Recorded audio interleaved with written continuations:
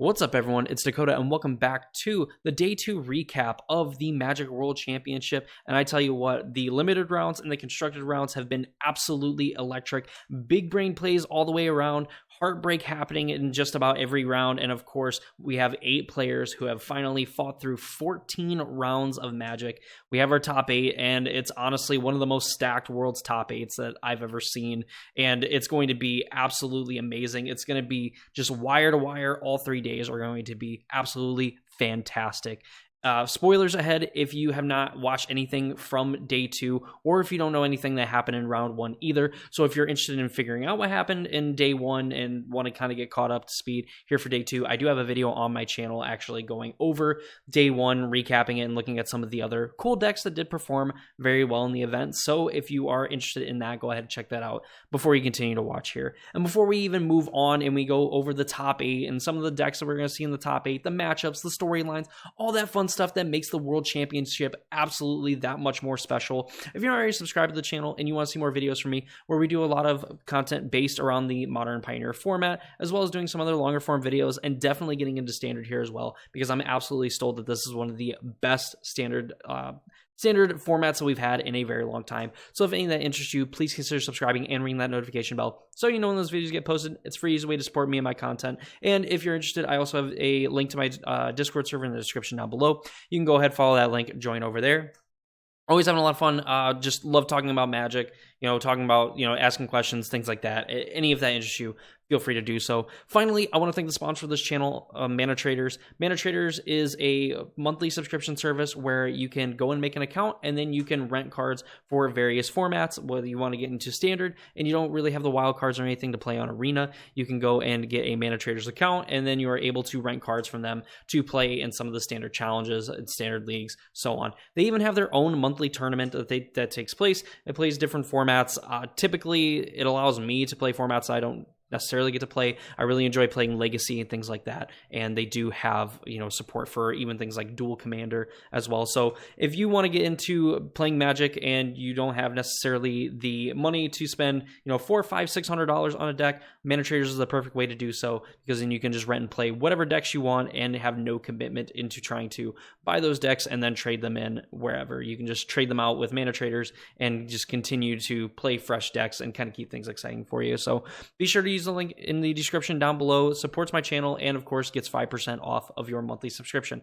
With all that out of the way, let's go ahead, take a look at the top 8 and talk about what happened at day 2 of the World Magic Championship. So here we have the top 8 of the Magic World Championship. Of note, the top 5 players did qualify for the Swiss rounds after reaching 10 match points. That was the cutoff essentially to end up getting buys into the top 8. So we have Seth Manfield, who qualified in round 11, finishing with a 13-1 record, but qualifying at 10-1. We had Quinn Tonoli qualifying at 10-2, getting 2 buys at the end of the day. Marcio Carvalho, Ha Pham, and Javier Dominguez qualifying at 10-3, getting a bye in the last round. And then we had 10 players that were going into that round at 9-4 that had a chance to make the top 8. And with that, with that being said, there was 5 players that had to take up 3 spots in the top 8, meaning that as long as you had good breakers, you were going to be in no sweat, but it was all sweats for sure, as Yoshihiko Okawa, Mupa Trupa 7, who is Max Rappaport, and Kai Buddha were the players that ended up securing those last top 8 spots, with Lucas Dechow and Kenta Harane being the last 2 players out at the 10-win record. So our top 8 and our quarterfinal matchups are going to be Seth Manfield versus Kai Buddha. We have Quinn Tonoli versus Max Rappaport. We have Marcio Carvalho versus Yoshihiko Okawa. And then we have Ha Pham versus Javier Dominguez. So looking at these matchups, we have Golgari Ramp versus the Dimir midrange deck. I believe that it was said that the Golgari midrange decks had a very good matchup against the Dimir midrange matchups. So we are thankfully, I guess, not going to see it here. We're going to see Golgari midrange versus Girl Prowess at 3-6. But at 1-8, we have Golgari Ramp versus Dimir midrange. We have Seth Manfield versus Kai Buddha. This is going to be different, I would imagine. So the Golgari ramp deck, a lot of it is kind of based around, playing some of these other bigger cards. I would imagine that if you can kind of catch Dimir in spots where, it uses its mana on one thing, like use Zig when they want you to zag sort of thing, you can end up winning that game. This Golgari deck ends up going a lot bigger than what the other Golgari mid-range decks are trying to do. And I would imagine with as hot of a start that Seth had to the tournament, ended up going 5-0 in constructed, then, hey, here we go. Like, we're absolutely just going to dominate the tournament. Obviously, I think everyone would want to see Kaibuda end up winning the whole tournament, but definitely has an uphill battle there. We have Quintanoli, who's the lone mono red aggro player here in the top 8, playing against the other Dimir mid-range deck in Max Rappaport. I would imagine that if the game goes longer than turn 3, that the Dimir mid-range deck is probably going to win. That said, Quinn also, on a pretty big hot streak here, absolutely dominating with mono red aggro. That's going to be a very interesting matchup there. 3 and 6, we briefly touched on it. Golgari mid-range versus Girl Prowess. This is kind of the matchup that we expected to see here. I thought Girl Prowess and Golgari mid-range were going to do very well. I believe putting multiple copies in the top 8. And while I was kind of right, there's 2 Golgari decks in the top 8. One of them is considerably different from the traditional mid-range decks that we're used to seeing, and then only one Girl Prowess deck. But to be fair, one just missing the cut as well. So we're kind of wrong in that prediction there. But that said, Golgari mid-range, Girl Prowess, we're kind of used to seeing what's happening there. And then probably one of the other interesting matches on the weekend is going to be the Dimir Demons mirror match, which I think is going to be really cool between Javier Dominguez and HaFam, both some exceptional players in their own right. And this is going to be a pretty cool matchup. This is going to be a really sweet top 8, a star-studded top 8, with Seth Manfield, Javier Dominguez, and Kaibuda all being one-time world champions. So they're, out of 8 players, 3 of them have a chance of being repeat world champions, which there's only one person to win multiple world championships, and that was Shahar Shenhar, who did it back-to-back. And we'll probably, very unlikely that we'll see a back-to-back world champion ever again. And that was just kind of an amazing moment in history, honestly. But we have the chance for somebody to join Shahar Shenhar as a 2-time world champion, potentially. Marcio Carvalho has made the finals of 2 other world championships, so this is his 3rd world championship top 8, looking to take it home. That's a player that I would like to see kind of win their first world championship. But I think it can't be understated how big it would be if Kaibuda actually ended up winning the world championship. And, taking down Seth Manfield, going through the bracket and then just being ending as a 2-time world champion and, basically getting to ride off in the sunset and probably cementing his place as one of the greatest players, if not the greatest player of all time here. It's absolutely amazing. So some other storylines that we need to touch on, because there's a door that has been left wide open in the Player of the Year championship. So Simon Nielsen, who was the points leader, did not get there, finished 8 and 6, far away from the 10 wins that you would have needed to get into the top 8, and still would have been one of the other players kind of sweating it out here if they did make it. So that leaves the door wide open for Seth Manfield and Kaibuda. Some of the other players that were in it, Jason Yee, who was second, did not end up actually doing very well in the tournament, so ended up kind of, not necessarily, I guess, kind of playing themselves out of it. But Jason Yee not here.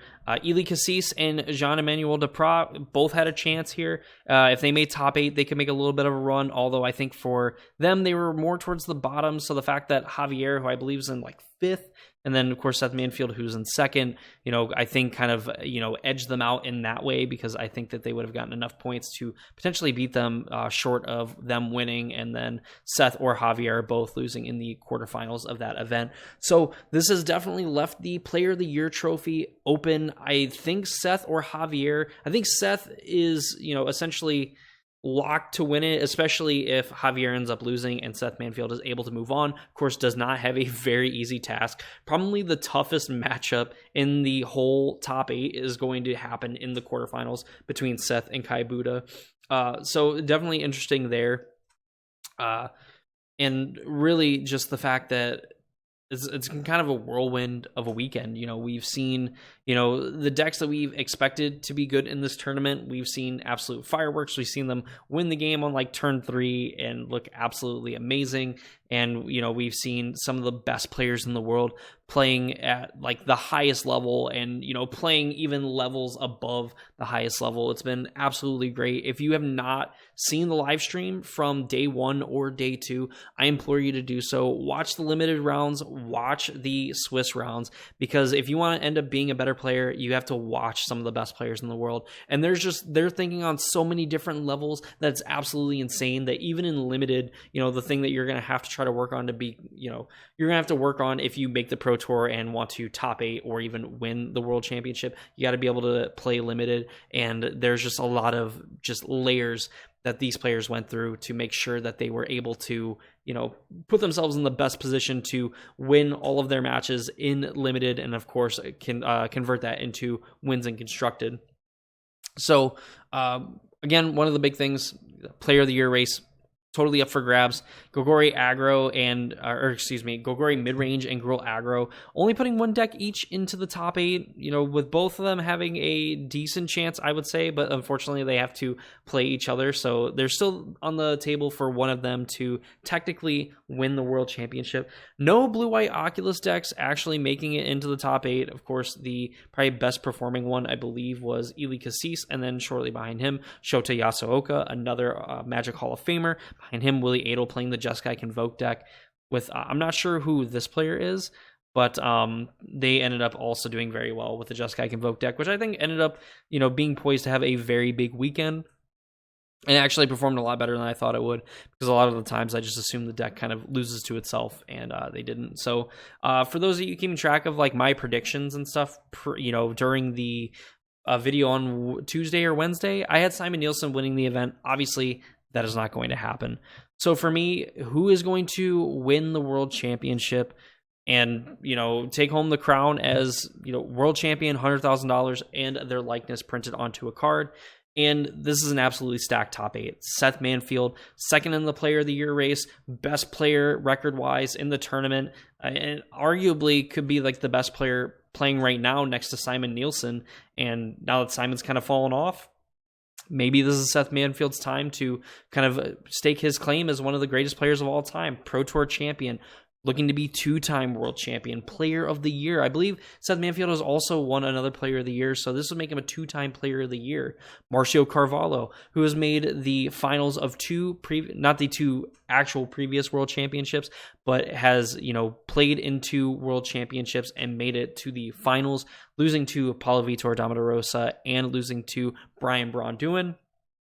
And I don't see any players that have any really long names like that. So this could be Marcio's time, because I think, people that have some sweet acronym nicknames are his kryptonite. And again, we have some really good players in this top 8, and Marcio could be argued to not being one of the best ones, like being like in the top 4. And when Marcio is like at the bottom of like the top 4 best players, like, this top 8 is absolutely stacked. Javier Dominguez, another former world champion. Yoshihiko Ikawa, a great player. This is just an insanely stacked top 8. So who the heck is going to win this thing? And you know what? There's a saying, there's 3 things that are guaranteed in life: death, taxes, and Kai Buddha on Sunday. It might be like the most popular pick, just because if you know what's going on with Kai, this is the thing that people are going to gravitate towards too.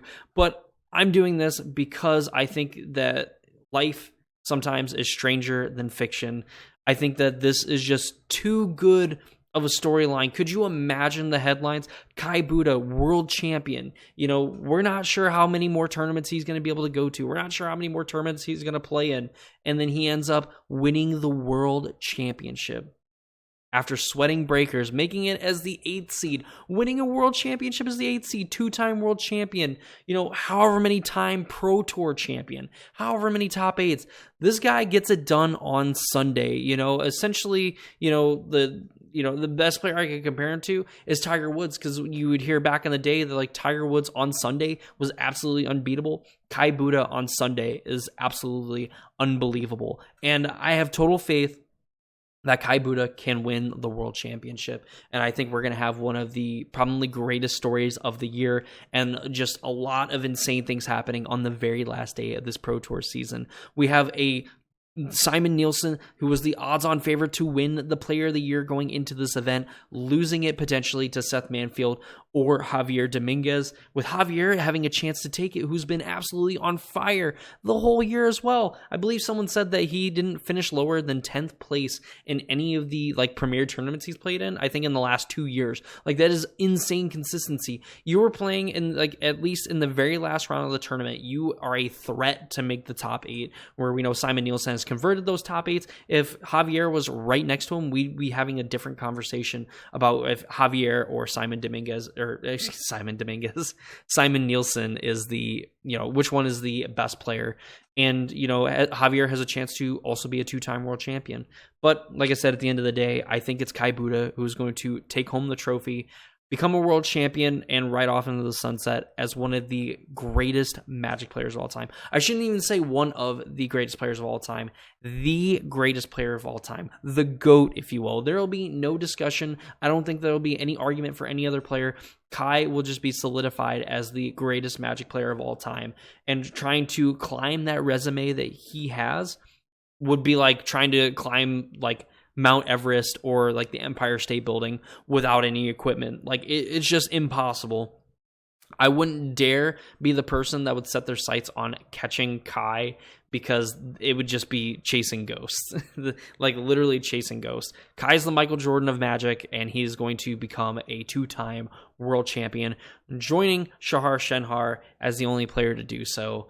And everyone else is going to have to wait their turn, because this is going to be Kai's rodeo. And that is my prediction, thoughts, opinions, so on of the event. Overall, the World Championship has not disappointed, and not even close. We didn't see any kind of mental mistakes or anything like that really take place on stream, compared to Modern Horizons 3 Pro Tour, where it just felt like it was kind of sloppy. I know we still have the elimination rounds to play. There's still a chance for it to happen, but these players are absolutely locked in. They are, as the kids say, cooking, chat. It is absolutely insane. So I'm excited to watch the World Championship. Of course, we're going to be recapping and doing our best to kind of go over every single match that happens in the top 8. So if you want to see that, be sure to subscribe, ring the notification bell, all that fun, happy stuff. Be here for it, because it's going to be absolutely insane as we finally come to an end to the 2023-2024 season, and we gear up for the 2024-2025 season, and just enjoy the ride right now, because this is probably one of the greatest world's top 8s we're going to see. And I'm not sure if we'll be able to top this for a while. And that's kind of my prediction. And I hope that I'm wrong, because then we just get better and better Magic on Sundays. So that's going to do it for me. Hope you all enjoyed the video. If you did, please leave a like on the video. Comment down below who you think is going to win the Magic World Championship. Is it going to be a former world champion taking home the trophy, or are we going to get a new winner to that Hall of Champions? Let me know what you think in the comments down below. Subscribe for more videos, and I'll catch you all later.